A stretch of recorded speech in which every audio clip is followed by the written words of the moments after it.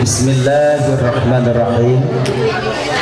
Assalamualaikum warahmatullahi wabarakatuh. Nyo di antara 6 dronyo lumoi sa lumoi 2 lumoi le lumoi put lumoi 5 lumoi 6 yang natur pacak yang natur ruduk bulan tu so lumboy li mualim nekalan gubernur lain na yang jerewok kayak kok hana rak jerewok mentang ke dalu oleh pakan orangnya abu kutakrung abu dipayapasi abu tumin blang blade na sajan mualim pakan nyokan kublo buka itu urang drone kacara ngape bebe dikadua tepo do dah nampung buka api wadai nabi kalau pakan karena mualim orangnya dijanjikan guna pedang di bumi Aceh ahli sunnah wal jamaah ingat nih ayah sekalian bagaimana mualim banda Aceh tak pilih nomor 5 kah menyekun abu di payapasi menyapagat nanggro Fir'aun je ipagat Fir'aun je ipagat nanggro Fir'aun ipagat aspal ngan agama je ipagat ingat jangan ingat menyasemegat atun ayah ma Fir'aun krak ipagat agama je ipagat yang ingat karena ketanya Pak Sabosan pasti tahu bahwa Allah pilih pemimpin yang nak fikir ke agama dan yang nak sayang ke ulama. Ladung takkan abu payapasi kejak saja nyokan dia minta amplop maaf. Pakon abu tumi. Watai pesijuk bupati getanyo geling ke hanaga pesijuk bupati Birin. Pakon kon amplop si ini. Dia pesijuk Rocky. Pakon abu Palu Gading. Hanaga pesijuk bupati Aceh Utara geling ke dia pesijuk pakon karena Bak Rocky yang hana bawa lain Rocky behe dua Kapolres Kodim ulama-ulama untuk teken ahli sunnah wal jamaah.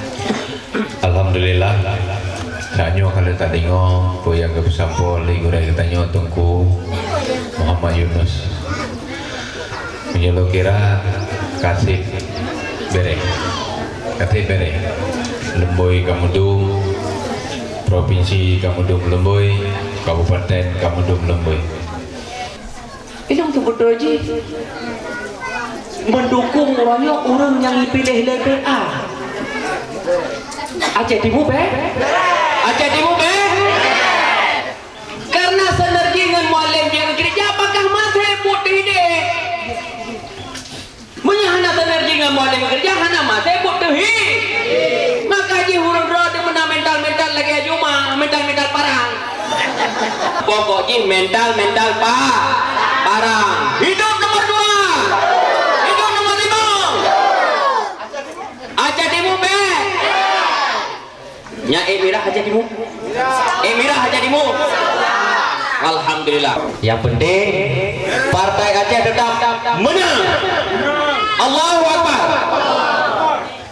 Nah kabeh pepadah gekeun keban pepadah kadar padang tungku tutong orang pilih apakah abe tungku urang kajula menyana umur Tuhan dipanjang betuarakan dabal moy dua